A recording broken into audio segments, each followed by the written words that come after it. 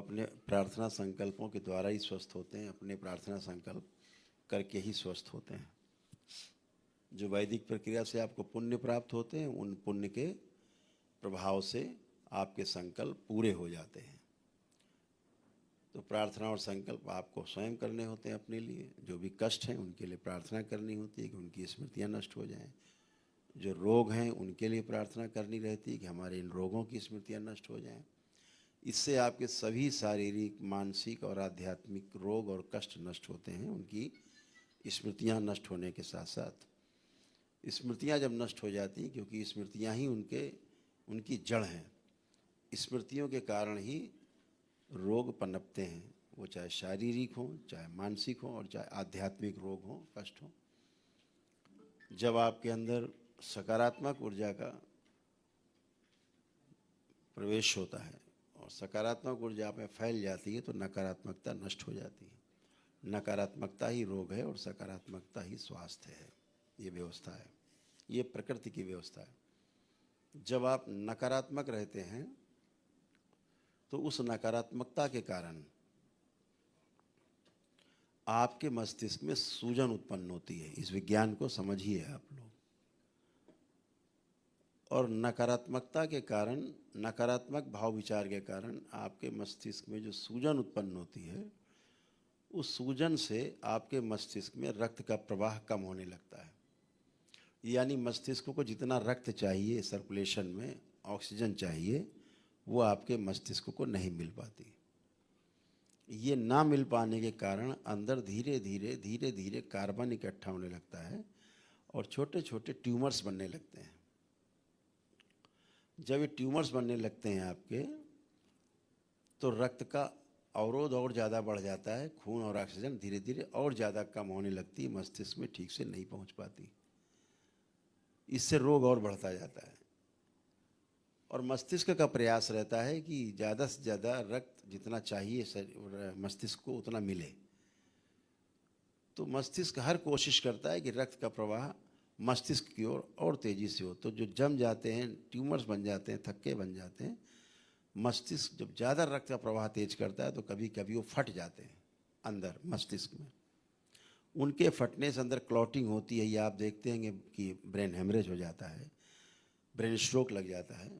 और फिर वो क्लॉट ऊपर से निकल करके नीचे हार्ट की तरफ जब ट्रेवल करता है, आ करके आपके वाल में फंस जाता है, आपके हार्ट में आके फंस जाता है और कभी चला गया अंदर तो मृत्यु हो जाती है। नहीं गया तो लकवे की स्मृति बनी रहती है। तो बहुत खतरनाक स्थिति बनती है। ये रोग का प्रकार है। और बाई चांस ईश्वर की कृपा है आप पे ये नहीं हुआ तो फिर क्या होगा और क्या कष्ट आएंगे?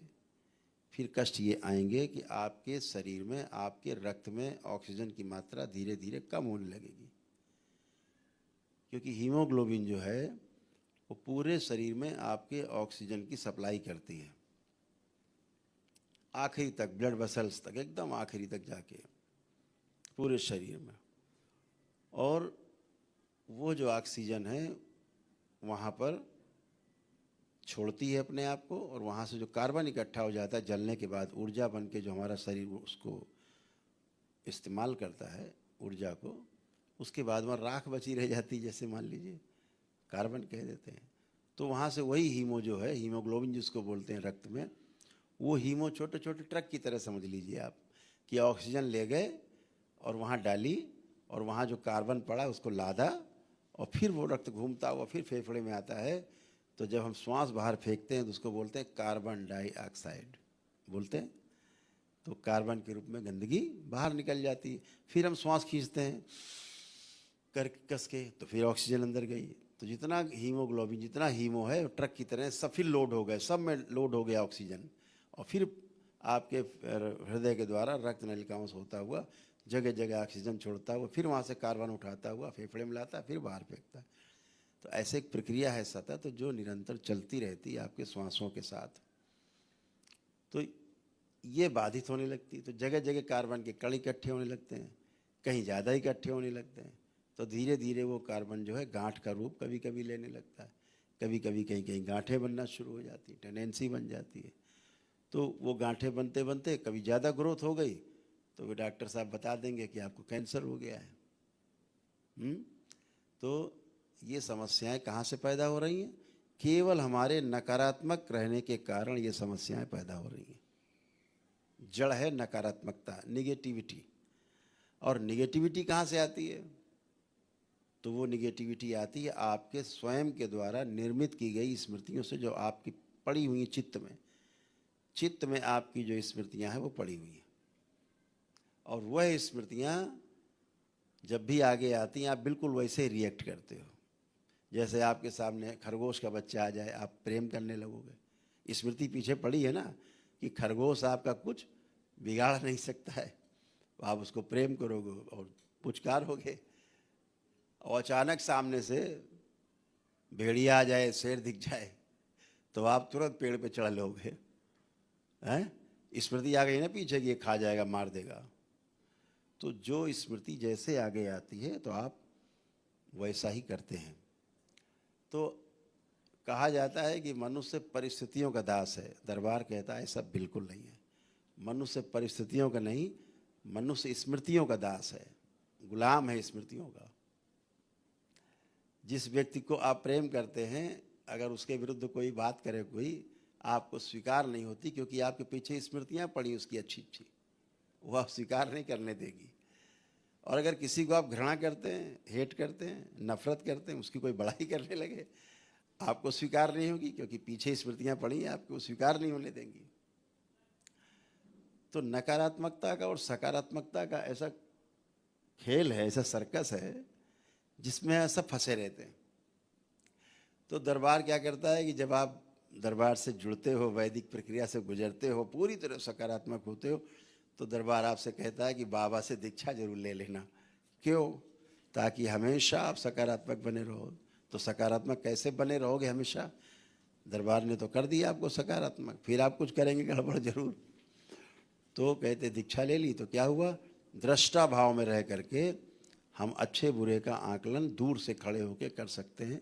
तो स्मृतियों में हम लिप्त नहीं होते, हम जजमेंट कर पाते हैं। जैसे जज होता है, बैठता है चेयर पे तो जजमेंट करता है, ना इस पक्ष में इन्वॉल्व है ना उस पक्ष में इन्वॉल्व है।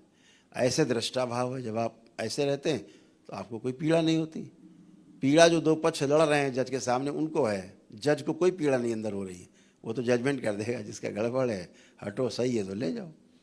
ऐसे ही आप जब ऐसे जज बन जाते हैं दृष्टा भाव से, तो आप सकारात्मक बने रहते हैं। तो दरबार क्या करता है? स्थूल रूप से आपके शरीर में, मस्तिष्क में स्वेलिंग आ गई है, तो मस्तिष्क की सूजन को हटाने का उपाय इस पृथ्वी पर है नहीं। अगर आप जाएंगे आधुनिक चिकित्सा विज्ञान के पास तो कहेगा ठीक है मस्तिष्क में स्वेलिंग हो गई, आप पागल हो रहे हैं, धीरे धीरे चक्कर आ रहे हैं, लकवा मार जाएगा, ब्रेन स्ट्रोक लगेगा, तो हम आपकी खोपड़ी चीरेंगे, सूजन निकालेंगे। अब बताओ, उस खोपड़ी चीर के सूजन निकलेगी? एक बार हो गया सर्जरी, फिर दोबारा फिर आओ, क्योंकि स्मृति हो तो दोबारा कराएगी सर्जरी, तिबारा कराएगी, उसके बाद हर ईयर काम खत्म। डॉक्टर साहब बोलेंगे क्या करें, बहुत प्रयास किया। आप भी कहोगे अरे वाह भाई, डॉक्टर साहब ने तो रात दिन एक कर दिया, बेचारे खाना नहीं खाए, लगे रहे ओटी में, मार डाला हमारे आदमी को।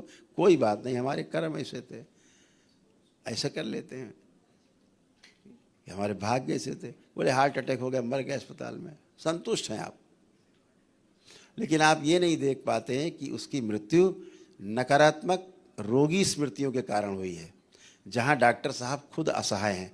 डॉक्टर साहब उन रोगी नकारात्मक स्मृतियों के खुद शिकार हैं, खुद रोगी हैं। डॉक्टर साहब रोगी हैं, डॉक्टर साहब का परिवार रोगी है, तड़प रहा है, बाहर मुस्कुरा रहे हैं, अंदर से रो रहे हैं। डॉक्टर साहब घर से लड़ के चले आ रहे हैं, आके ऑपरेशन, पता नहीं कोई नसें काट दी गुस्से में, मरीज को पता नहीं, बेचारा वो तो बेहोश लेटा है। तो ऐसे नकारात्मकता रहती है। एक बार मैं गया मैसूर, साउथ में दरबार के कार्यक्रम थे, तो एक बहुत बड़ा संस्थान है देश का, तो उन स्वामी जी ने हमसे कहा कि हमारे अस्पताल भी चलिए। 2200 बेड का हॉस्पिटल है मैसूर में, 2000 बेड से प्लस, बहुत सुंदर अस्पताल। उनके हजारों संस्थान है देश विदेश में बने हुए, बहुत बड़ा संस्थान है। देश के सभी सम्मानित लोग वहाँ जाते हैं, चाहे राष्ट्रपति हो, चाहे प्रधानमंत्री हो, चाहे मुख्यमंत्री, सभी लोग जाते हैं, सब लोग भाग लेते हैं, अच्छे अच्छे कार्यक्रम होते हैं वहाँ। तमाम स्कूल कॉलेज हैं, बड़े बड़े इंजीनियरिंग कॉलेज हैं, मेडिकल कॉलेजेस हैं, तमाम संस्थान हैं शिक्षा के, स्वास्थ्य के। तो हमको जिद करके वहाँ ले गए, बोले आप चलिए। तो हम गए, तो जो वहाँ प्रिंसिपल वगैरह सब लोग ले गए हमको, डीन वगैरह सब थे साथ में। बोले गुरुदेव कहाँ आप चलना पसंद करेंगे अस्पताल में? हमने कहा तो कहीं भी ले चलो। तो बोले आप बताइए। तो हमने कहा हमको तो यहाँ आईसीयू पसंद है अस्पतालों का, वहीं ले चलो जहाँ लोग ज़्यादा रहते हैं गड़बड़। तो बोले कि और गुरुदेव कोई? तो हमने कहा न्यूरोलॉजी में ले चलो जहाँ लोग न्यूरो के केसेज हैं, मस्तिष्क से के रोग हैं। तो बोले ये पहले ही पड़ गया न्यूरोलॉजी, अब चले चलिए। हमने चलो। तो उधर गए तो हमने बात की, एक पेशेंट बिस्तर पे, कैसे हो? जनरल वार्ड था, ऐसे ही बहुत बड़ा वार्ड था, बहुत साफ सुथरा। तो अपनी भाषा, वहाँ की थोड़ी भाषा की समस्या थी, तो ट्रांसलेटर से फिर डॉक्टर ने बताया कि गुरुदेव ये इसको हार्ट वो हो गया है, ब्रेन में जो है समस्या हुई है, और ये इसको ये प्रॉब्लम है, इसको लकवा मार गया है। तो हमने कहा इसको ब्रेन की समस्या ही नहीं हुई, इसकी समस्या तो हार्ट की है। हमने इससे पूछो इसे प्रॉब्लम किधर हुआ है? वो भाषा में पूछा तो उसने बताया इधर इधर हमको बहुत कष्ट हुआ, ये सारा कष्ट हुआ हाथ में, पीठ में तड़पा और इधर आ गया। तो हमने कहा ये केस है आपका न्यूरोलॉजी का तो है नहीं, ये न्यूरोलॉजी का केस ही नहीं है। इसको तो आपको जो हार्ट का आपका जो डिपार्टमेंट होता है कार्डियोलॉजी का, आपको कार्डियोलॉजी भेजना चाहिए था इसको। तो बड़े परेशान हो गए, उन्होंने रिपोर्ट निकाली, कहाँ ये वो किया, फिर डायरेक्शन दिए कुछ अपने कुलीग्स को कि चेकअप, ये चेकअप कराइए, वो चेकअप कराइए, और आगे बढ़े। तो एक पेशेंट था, वो लेटा था, वो बुजुर्ग थे, करीब 70-75 साल के बुजुर्ग थे। उन्हें क्या हुआ? बोले इनको लकवा मारा हुआ है और ये उठ बैठ नहीं सकते, चल नहीं सकते। तो दरबार ने देखा कि इसका एक पित्र है जिसको लकवा मारा हुआ, सबसे आगे वही लेटा हुआ है, वही स्मृति है। ये आदमी तो ठीक है, बूढ़ऊ तो ठीक है, लेकिन बूढ़ऊ में जो स्मृति आ गई वो लकवा मारी हुई है। तो बूढ़ऊ को भी लग रहा लकवा मार गया है। तो हमने कहे तो ठीक है। बोले नहीं नहीं, ये तो भर्ती 3 महीने से, तो सुधार नहीं हो रहा। हमने कहा जिंदगी भर भर्ती करें तो सुधार नहीं होगा, क्योंकि इसमें काका बैठे हैं सबसे आगे लकवा मारे हुए, तो कैसे होगा? तो बोले कैसे होगा? ये भी रख लो नीचे, ये भी रख, स्लो कर दो। तो हमने उनसे कहा, तो अब दरबार ने उस निकाल के पित्र को मुक्ति दे दी। फिर हमने कहा भाई इसको उठाओ। तो उसका लड़का बोला पेशेंट का कि डॉक्टर से कि ये तो उठ नहीं सकते। तो उठाओ का नहीं, उठा के बैठ भी नहीं सकते, गिर जाएंगे। मैंने कहा भाई इसको ज़बरदस्ती खड़ा कर दो, खड़ा करो इसको। उसके दिमाग में हम तो लकवा मारा, हम कहाँ से हिल भी नहीं पा रहे बिस्तर से।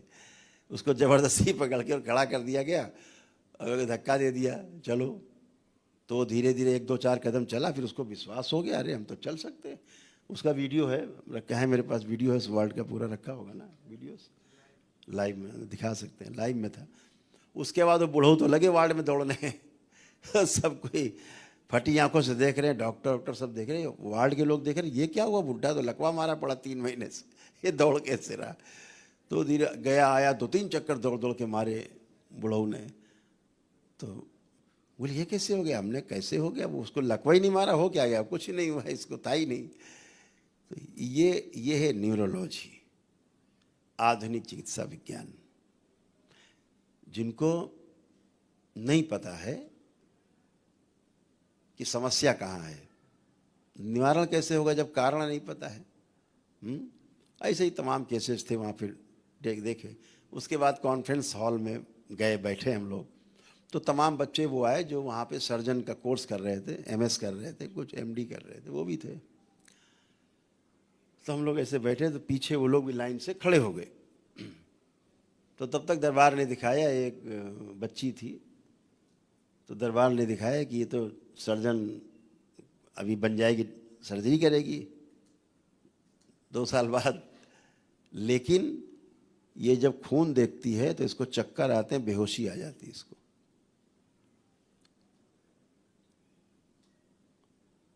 तो हमने कहा ये लड़की खड़ी है, क्या कर रही है? बोले सर्जन एमएस कर रही है।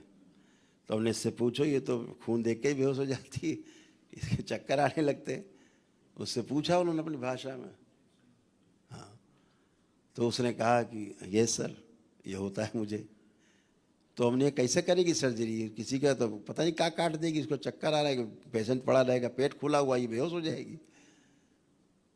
एक लड़का और पीछे खड़ा था, हमने ये बोले गोल्ड मेडलिस्ट है ये। तो दरबार ने कहा कि ये जो खड़ा है लड़का, ये तो बेहोश हो जाता है देख के खून एकदम, और ये इसके हाथ कांपते हैं, खून देख के इसके हाथ कांपने लगते हैं इसके। हाँ, और उसका मस्तिष्क सुन्न हो जाता है। दरबार ने दिखाया कि खून देख के उसका मस्तिष्क सुन्न हो जाता है डॉक्टर साहब का। तो हमने कहा ये इसको होता है? तो पूछा उन्होंने प्रिंसिपल ने, उसने कहा यस सर ये मुझे होता है। तो हमने कहा तो किसी का पता नहीं क्या काट देगा, ये तो मस्तिष्क सुन, आंखें बंद हो जाए, कुछ भी काट देगा। तो ऐसे अगर डॉक्टर आप बनाओगे तो हमने कहा रोगी की नहीं, पहले इन डॉक्टरों की चिकित्सा की आवश्यकता है तो आदमी है, अच्छे डॉक्टर हों, अच्छी चिकित्सा हो। तो अभी हमसे एक पद्म भूषण है, उनको सॉरी पद्मश्री हैं, राष्ट्रपति ने अवार्ड दिया, डॉक्टर हैं बड़े, अभी हमसे मिलने आए। तो हम ऐसे चिकित्सा बैठे सब भक्तों के अपने दरबार की शिष्यों की ऑनलाइन कर रहे थे, था लखनऊ में, तो बातचीत होने लगी। पूरी देर देखते रहे, 1-1.5 घंटे। बहुत अच्छे व्यक्ति थे, समझदार व्यक्ति हैं, उन्होंने सारा देखा। और अंत में उन्होंने कहा कि गुरुदेव जो आप कर रहे हैं, आप वो कर रहे हैं जहाँ हमारी विद्या खत्म हो जाती, वहाँ से ये विद्या वैदिक विज्ञान शुरू होता है। और वो देश के बड़े डॉक्टरों में से एक हैं, मतलब जिनको स्वयं राष्ट्रपति ने पद्मश्री सम्मानित किया हुआ है। ऐसे ही दरबार में अच्छे अच्छे डॉक्टर्स आते हैं, विद्वान डॉक्टर आते हैं, बड़े बड़े डॉक्टर्स आते हैं, जिनकी यूनिवर्सिटीज़ हैं, जिनके पास खुद की यूनिवर्सिटी हैं, उनकी खुद के मेडिकल कॉलेज हैं। वो लोग आते हैं और स्वीकार करते हैं, बैठ के हमसे 2-2, 3-3 घंटे वार्ता होती है, स्वीकार करते हैं। दरबार तो कहता है जहाँ आपका काम खत्म हो जाता है, जब आप बता देते हो कि आप वेंटिलेटर पे चले गए, भगवान को याद करो, तो आ जाओ भगवान के दरवाजे, भोलेनाथ तो बैठे हैं, माँ तो बैठी है। वो सही कहते हैं, अभी भगवान से प्रार्थना करो। जिसके आगे वो नहीं जानते तो वो ठीक बोलते हैं आपसे कि भाई अब ईश्वर को प्रार्थना करो। लेकिन अब ईश्वर है कहाँ? अब आप अपनी पथरी देवी, चटरी देवी, मटरी देवी की अगर आप प्रार्थना करने लगे, तब तो और गहरे गड्ढे में चले गए। वो तो बैठी सी ताक में कि आप बुलाओ, हम लेके चलें, जल्दी ले जाएं खींच के। तो ईश्वर से सीधे जुड़ने का मार्ग आपके पास दरबार में उपलब्ध है। आजकल के बच्चे हैं, मैं बच्चों को देखता हूँ, बच्चे कितने निर्मल हैं, कितने कोमल हैं, छोटे छोटे बच्चे हैं, बच्चियाँ हैं। दरबार देखता है कि एकदम कोमल है, एकदम निर्मल स्वभाव बच्चे हैं, एकदम निर्मल। क्या हो रहा है? इतनी गंदी स्मृतियों ने घेर रखा उनको कि उनकी बातचीत, उनकी हरकतें आप देखें तो आपको क्रोध आएगा, आपको लगेगा ये छोटी सी उम्र इतनी बदमाशी। माता पिता को क्रोध आता है, इतना बदमाश हमारा लड़का, हमारी लड़की इतनी बदमाश, ये हरकत कर रही, वो हरकत कर रही। तो ये सब जो चीज़ें होती हैं उससे क्रोध उत्पन्न होता है। कभी कभी ऑनर किलिंग होती है, माता पिता बच्चों को मार देते हैं गुस्से में, जान भी ले लेते हैं। सूडो प्रेगनेंसी होती है, आपने देखा होगा, बच्चियों का पेट फूला रहता है, बच्चियों को मासिक धर्म बंद हो जाते हैं, अंदर ऐसा लगता है उनको जैसे पेट में बच्चा है, होता नहीं है, फेक प्रेगनेंसी होती है। तमाम जगह ऐसे अज्ञानता में बच्चों को जान से मार देते हैं कि इज्जत चली जाएगी, इसके पेट में बच्चा कहाँ से आ गया। बच्ची को तो पता ही नहीं कि पेट में हमारे बच्चा कहाँ से आ गया है, बच्ची को तो कुछ भी नहीं पता, जानती नहीं है वो। लेकिन ऐसा स्वप्न में हो गया है, ऐसा सूक्ष्म जगत में हो गया है कि वो गठबंधन बना लेती हैं आसुरी शक्तियाँ और फेक प्रेगनेंसी हो जाती है और पेट ऐसा निकाल आता है जैसे कि बच्चा है पेट में। और प्रेगनेंसी में जैसे होता है महिलाओं को कि माताओं का कि मासिक धर्म बंद हो जाता है, क्योंकि उसी रक्त से तो उस बच्चे का निर्माण होता है, शरीर निर्मित होता है गर्भ में। तो ये मान लिया जाता है कि बच्ची ने कहीं कोई गलत काम किया है, इज्जत हमारी चली जाएगी। और ऐसी स्मृतियाँ गंदी रहती हैं, उनके साथ स्वप्न में गंदी हरकतें होती, सहवास होते हैं, संसर्ग होते हैं। उनको पता ही नहीं, बच्ची उनको लगता है हमने स्वप्न देखा गंदा, लेकिन वो उनके साथ हो गया, सूक्ष्म जगत में घटना हो गई। और सूक्ष्म जगत में उसका जो स्त्री शरीर है बाहरी पुरुष शरीर से गठबंधन करके और अंदर प्रेगनेंसी बना देता है और दैत्य स्मृतियों की उत्पत्ति कर देते हैं अंदर। और फिर वो दैत्य स्मृतियाँ मस्तिष्क तक कवर करके और पूरा वैसे ही हरकत करती हैं जैसे कोई दुश्मन हो घर का, ऐसे हरकत करेंगे। तो बच्चे परेशान हैं। दरबार देखता बच्चे को कोई दोष ही नहीं है, बच्चे माँ बाप को गाली बक रहे हैं, तोड़ फोड़ कर रहे हैं। दरबार देखता बच्चे है ही नहीं, क्योंकि बच्चा तो ऐसा है ही नहीं, बच्चा तो बहुत प्रेम कर रहा है अपने माता पिता को। जैसे ही दरबार उनकी गंदी स्मृतियाँ हटाता, जैसे आप एक दिवसीय अनुष्ठान करते हैं, आप स्वयं देखते हैं, अभी आप देखेंगे आप यहाँ, तो सारी स्मृतियाँ अपने आप नष्ट हो जाती हैं और बच्चा वैसे ही कोमल बच्चा निकल के खड़ा होता है जैसे माँ बाप चाहते हैं मेरा बच्चा हो। एकदम निर्मल बच्चा खड़ा होता है सामने। स्मृतियाँ हट गई, बच्चा जैसा था वैसा आपको मिल गया। तो बच्चों का दोष कहाँ है?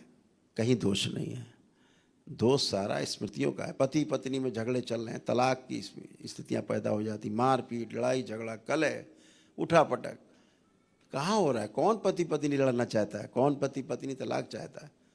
कोई नहीं चाहता। लेकिन स्मृतियाँ हैं, आप जितने बैठे जिनमें पति पत्नी में तलाक की स्मृतियाँ हैं, जो लड़ रहे हैं, झगड़ रहे हैं, दिन भर बवाल चलता है, छू भी नहीं सकते एक दूसरे को, गाली गलौज चल रहे हैं, उठापटक चल रहा है, घर से भाग जाएं, ये सब चल रहा है, तलाक चाहिए। अभी आप खड़े होंगे, आपका सब गायब है, कहाँ चला गया? अभी इतना प्रेम आप में, कहाँ चली गई तलाक अलाक की स्मृतियाँ? कहाँ चला गया झगड़ा? कहाँ चली गई लड़ाई? लड़ने झगड़ने वाली, तलाक वाली स्मृतियाँ नष्ट हो गई वैदिक प्रक्रिया से आपकी। ऐसा आपको लगता है, अभी लगेगा आपको कि अरे हम तो आज ही शादी हुई लग रहा है, ऐसे भाव उत्पन्न होते हैं, ऐसे आप रहते हैं। तो स्मृतियाँ हैं, तो समस्या हो तो समाधान भी हो। मेरा कहने का अर्थ ये है, खाली बातें ना हो। अगर समस्या है तो उसका समाधान दरबार के पास, महापुरुषों के पास, ऋषि मुनियों के पास, तपस्वियों के पास होना चाहिए। केवल